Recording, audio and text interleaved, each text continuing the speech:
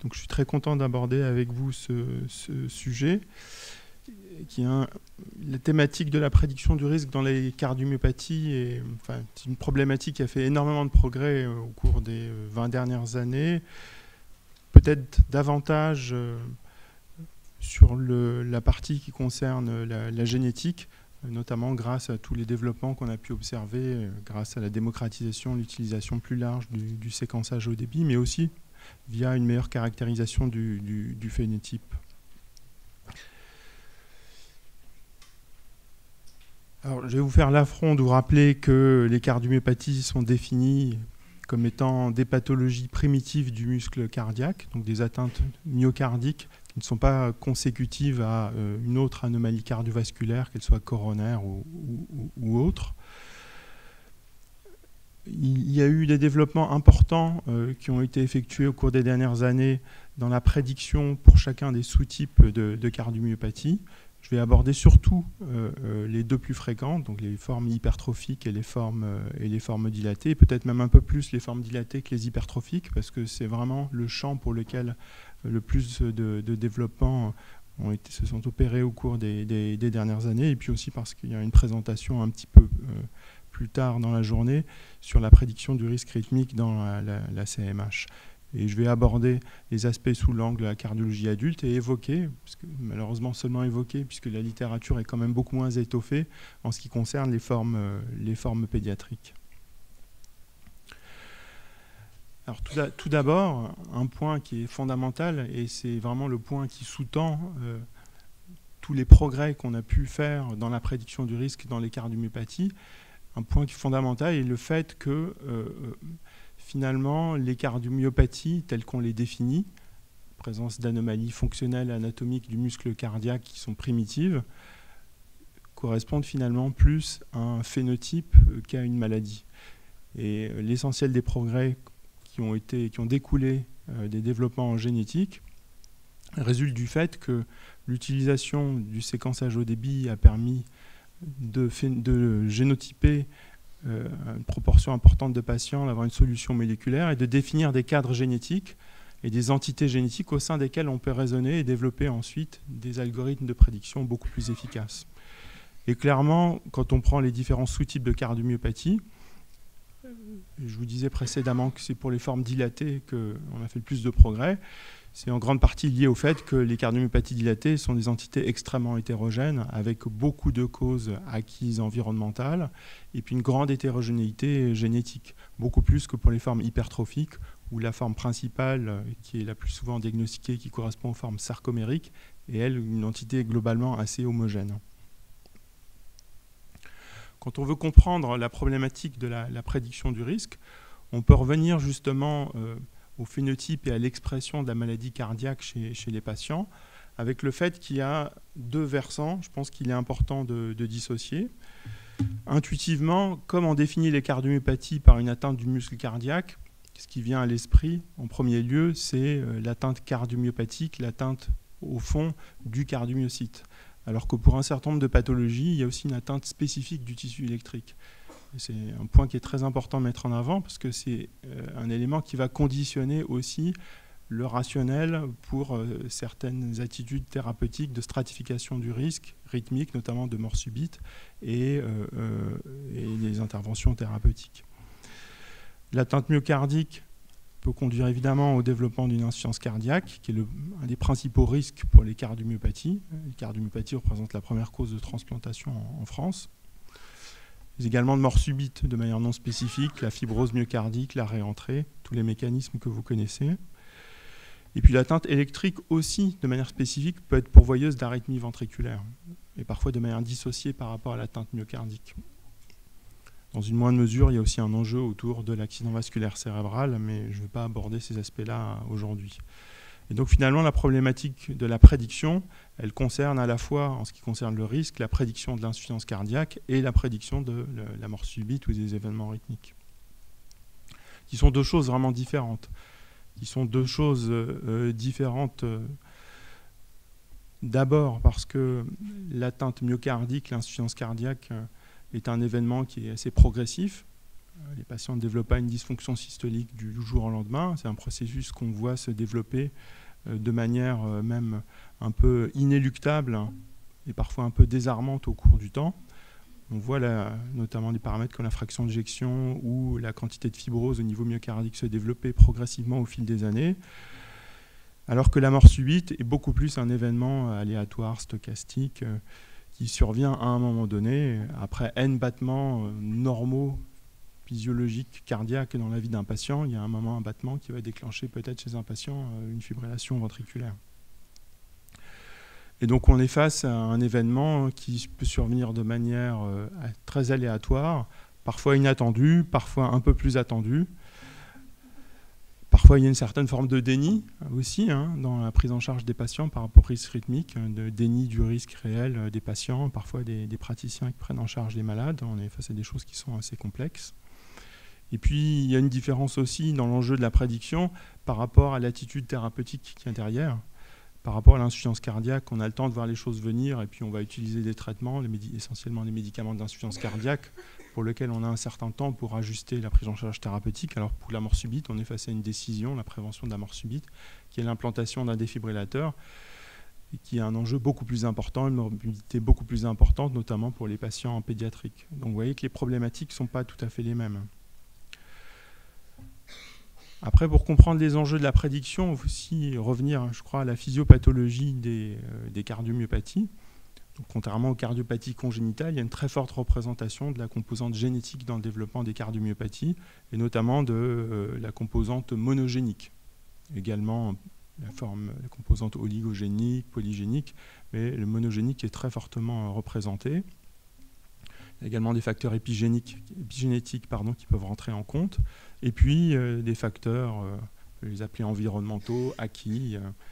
Donc il y a un certain nombre de cardiomyopathies, notamment dilatées, qui peuvent être la conséquence de choses diverses et variées, infections virales, prise de traitement, consommation d'alcool, etc. Et la composante génétique, je vous disais qu'elle est fortement représentée. Elle est assez hétérogène et riche. Il y a dans les panels qu'on utilise à l'heure actuelle pour le diagnostic étiologique des cardiomyopathies 70-80 gènes, disons, avec une bonne cinquantaine de gènes impliqués dans les formes dilatées. Pour les cardiomyopathies hypertrophiques, on est plus entre 10 et 15 gènes impliqués, avec une proportion de tests positifs qui est relativement élevée. Pour les hypertrophiques, dans les formes familiales, on est à 60%. Pour les cardiomyopathies dilatées, on est en fonction des populations sélectionnées entre 20 et 50%, une fois encore parce que c'est une population avec un diagnostic qui est moins spécifique. Et puis on a souvent tendance à avoir des schémas assez simples, une cause, un effet, un mode de fonctionnement. On a quand même plus facilement tendance à accepter qu'on soit un patient ou un médecin, un schéma où une cause va être responsable d'une maladie. Dans les cardiomyopathies, là aussi, on peut rentrer dans une certaine complexité avec très vraisemblablement la combinaison d'un terrain génétique au sens large, avec la composante monogénique, la composante polygénique, parfois uniquement des facteurs oligogéniques et polygéniques qui vont interagir avec des facteurs environnementaux et qui vont conduire au développement du phénotype. Ça, c'est assez évident dans des situations assez caricaturales, par exemple où on a pris des patientes avec cardiomyopathie du péripartum, des patients avec cardiopathie hénolique ou liée à la prise d'anthracycline. Et dans ces cas-là, on identifie chez 10 à 20% des patients la présence d'un variant avec une pathogénicité pour s'inscrire dans le cadre d'une pathologie monogénique. Donc il y a énormément d'overlap et puis il y a énormément de facteurs donc, génétiques et environnementaux, comme vous le disiez, qui vont expliquer en partie la sévérité du phénotype et qui donc pourraient intervenir dans la prédiction du risque. Après, si on s'intéresse également à la physiopathologie, on peut raisonner par rapport au risque de survenue d'événements au niveau global, au niveau cardiaque, à la physiopathologie au niveau tissulaire ou au niveau cellulaire. Je vous disais précédemment qu'il se passe des choses assez différentes à ces niveaux-là en fonction de la cause et en fonction de la cause génétique qui peut être impliquée dans la cardiomyopathie. Globalement, à peu près tous les acteurs du cardiomyocyte que ce soit la membrane plasmique, nucléaire, le cytosquelette, enfin, le sarcomère, peuvent être impliqués directement dans le développement de cardiomyopathie hypertrophique dilatée, ou parfois les deux, même pour la même composante, ou parfois même le même gène. Et là, en ce qui concerne la composante myocardique, donc dans le développement de la pathologie, évidemment, il y a différentes composantes qui sont la présence d'anomalies fonctionnelles, d'anomalies de la contractilité, qui peuvent être segmentaires, globales, la fibrose, l'inflammation, qu'on a du mal à appréhender, et puis un certain nombre d'anomalies électriques qui peuvent être plus ou moins spécifiques en fonction de la cause. Et finalement, si on essaie d'établir un lien entre les mécanismes physiopathologiques et la prédiction du risque, et qu'on recherche quels outils globalement on peut utiliser pour essayer de prédire le risque chez les patients qui ont des cardiomyopathies. Tout d'abord, il y a la partie génétique. Comme je vous le disais, le séquençage au débit a permis vraiment d'affiner les choses, et c'est ce que je vais surtout développer un petit peu après.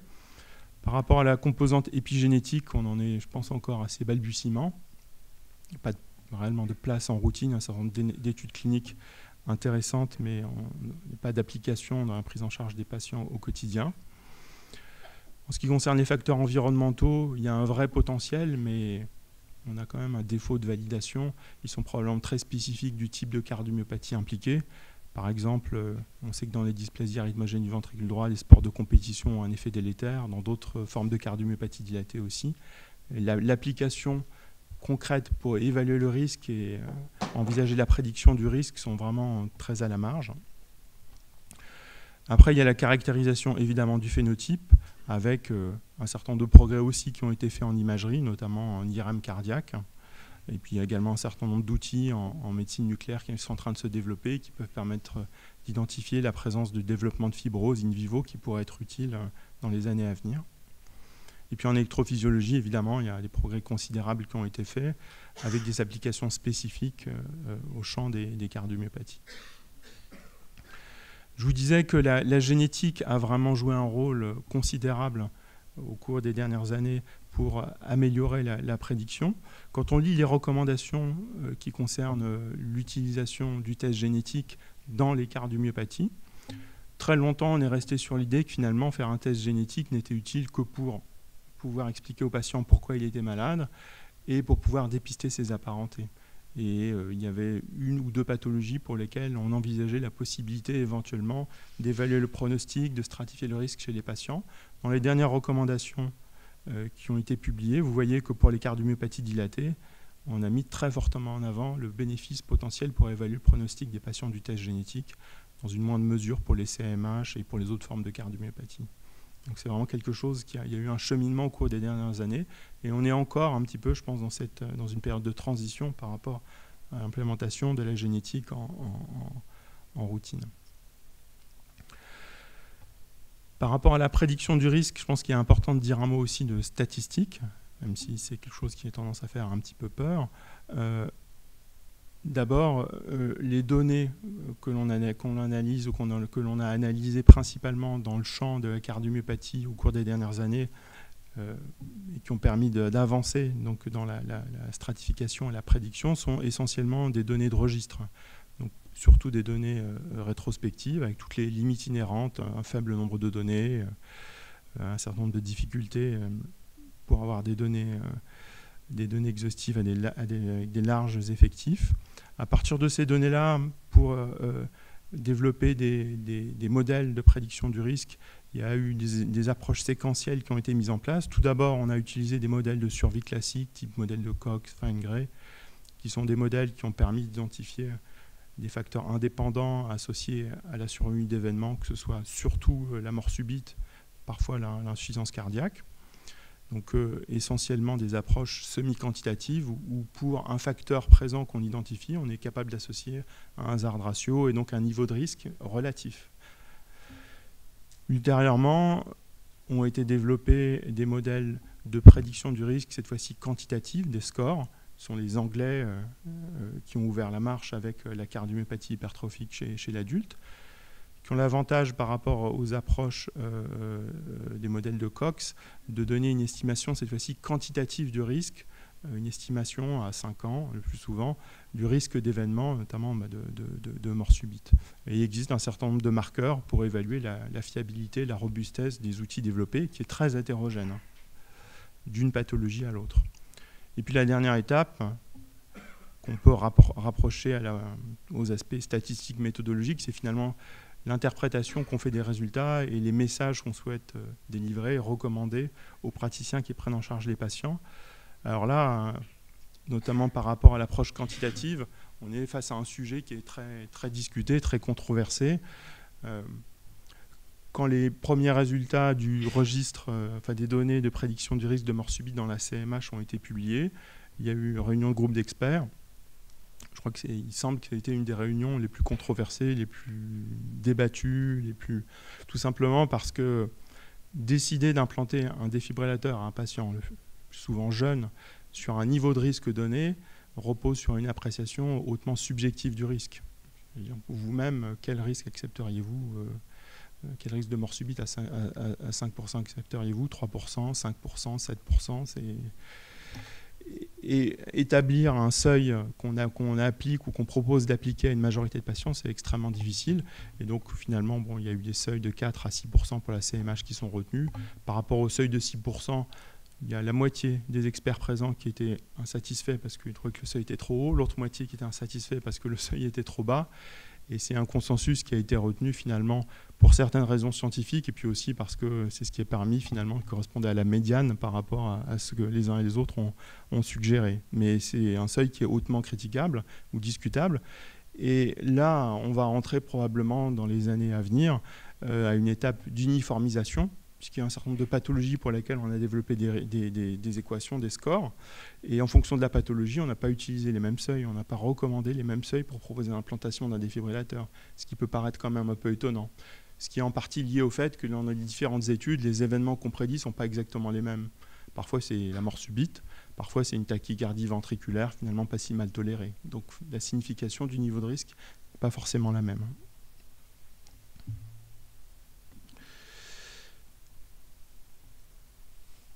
Et puis, si on a fait beaucoup de progrès dans la prédiction du risque, on va le voir pour les cardiomyopathies dilatées, c'est parce qu'on a pu, notamment grâce à la génétique, identifier des entités relativement homogènes, avec des histoires naturelles homogènes, et donc avec un potentiel plus élevé pour développer un algorithme de prédiction fiable. Si vous mélangez des torchons, des serviettes, ou des carottes et des poireaux, vous êtes dans une situation où il y a une très grande hétérogénéité, les modèles statistiques sont pris en défaut. Quand on se focalise sur une population bien spécifique où l'histoire naturelle est relativement stéréotypée, on peut plus facilement développer des modèles de prédiction vraiment efficaces.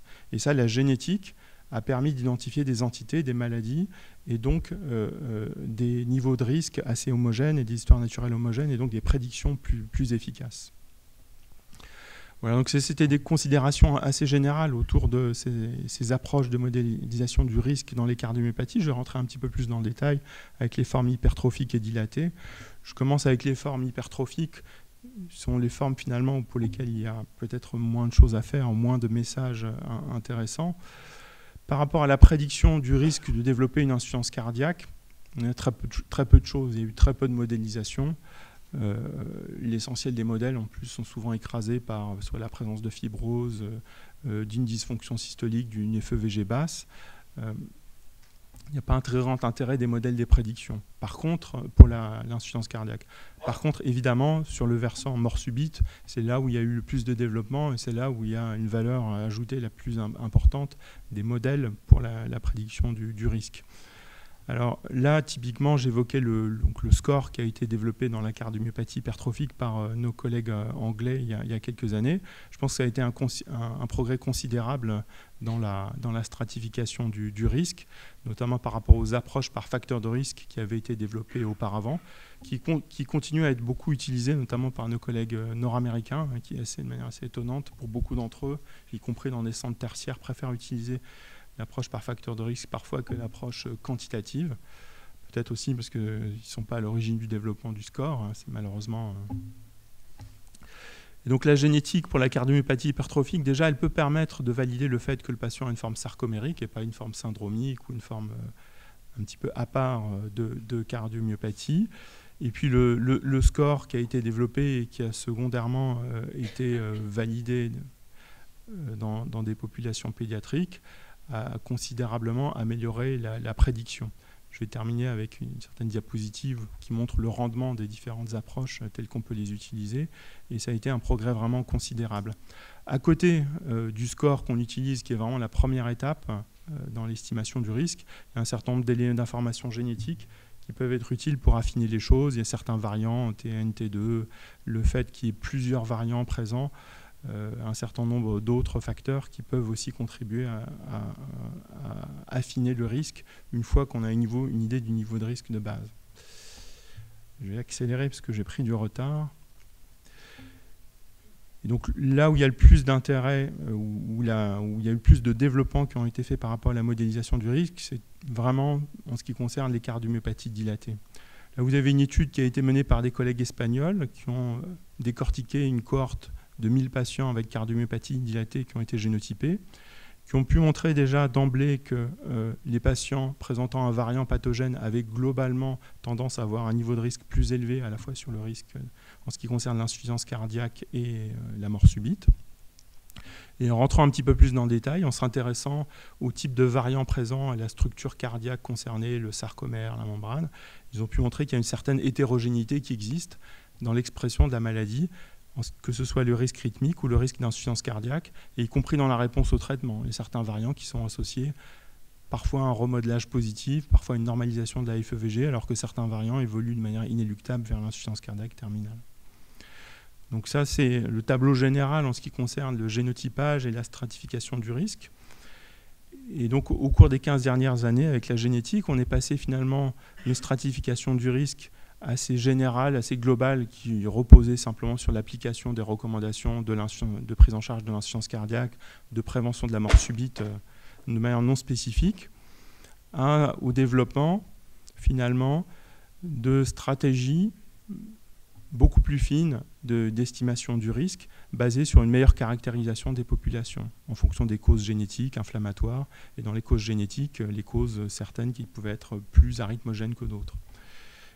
Et l'essentiel de cette littérature est issu des analyses des données de registre. Et donc, au sein des cardiomyopathies dilatées, le test génétique a permis d'identifier certaines entités, notamment particulièrement arythmogènes. On a élargi le concept de cardiomyopathie arythmogène du ventricule droit au ventricule gauche également, avec un certain nombre de pathologies à très haut risque.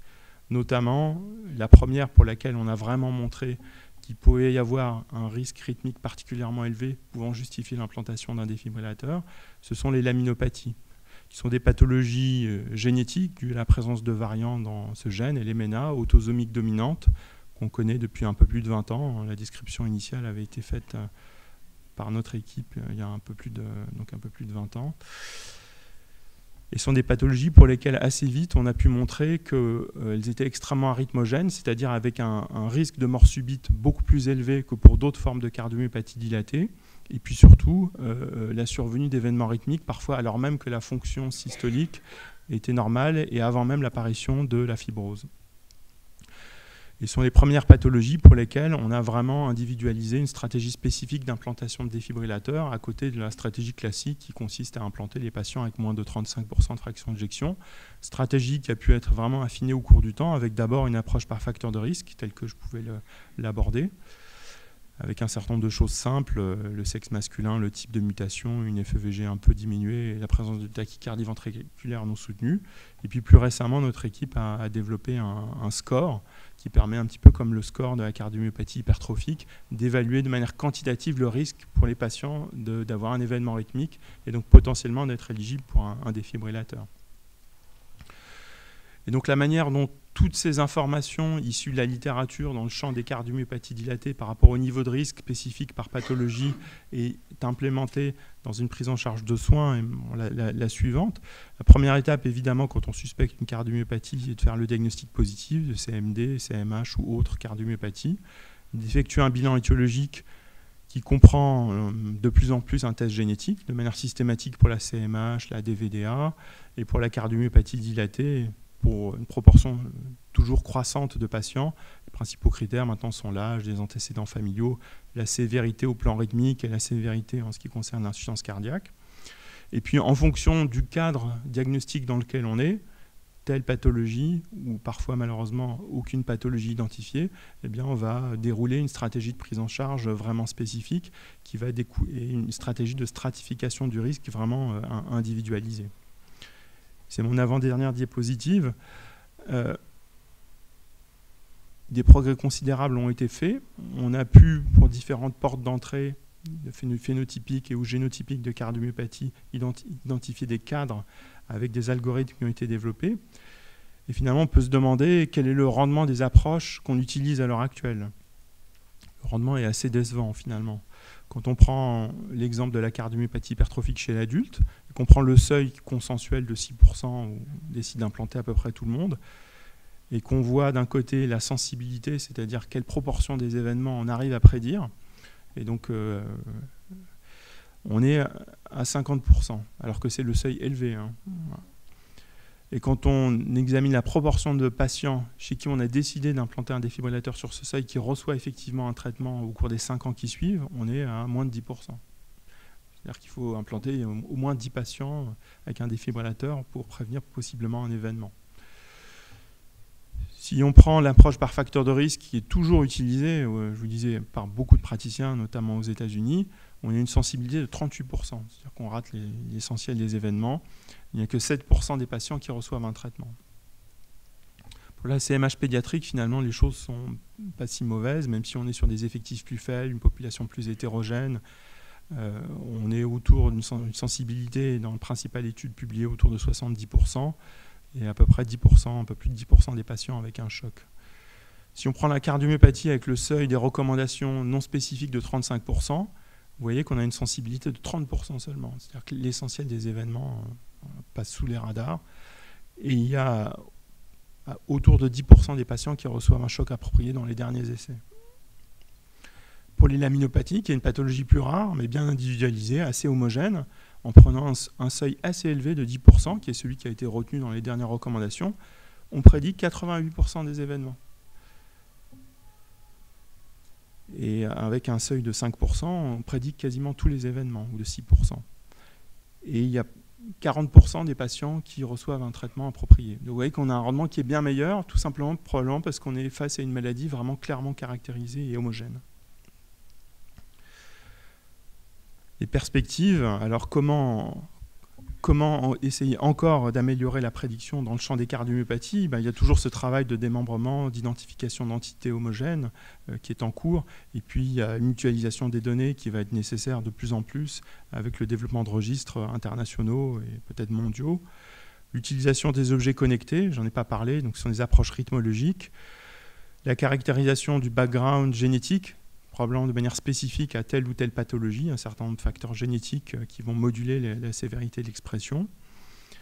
On aimerait pouvoir biopsier tous les patients pour caractériser vraiment un certain nombre de marqueurs fins de progression de la maladie. Malheureusement, la biopsie myocardique est compliquée, donc on essaie de développer des marqueurs in vivo, des micro-RNA, etc. Voilà. Il y a la place de l'intelligence artificielle, je ne peux pas parler de tout, mais pour essayer de compiler et d'articuler toutes ces informations-là. Et puis, la question qu'on peut se poser, c'est finalement jusqu'où repousser les limites du paradoxe épidémiologique, qui est qu'on est capable d'identifier des patients à haut risque, mais beaucoup de patients restent malheureusement sous les radars, parce qu'il y a beaucoup de patients à faible risque qui développent des événements. Et puis fondamentalement, on peut se demander jusqu'où on pourra aller pour prédire un événement comme la mort subite, qui est hautement aléatoire, hautement stochastique. Alors il y a une citation que j'ai entendue justement parler des conférences dans le domaine des sciences, on peut être amené parfois à écouter le soir. Et il y a une citation que j'ai souvent lue, qui est entendue. Alors j'étais persuadé que tu allais la reprendre, mais j'étais content de voir que je suis le premier, qui est de dire que le hasard est le purgatoire de la causalité. C'est une citation que j'ai beaucoup appréciée.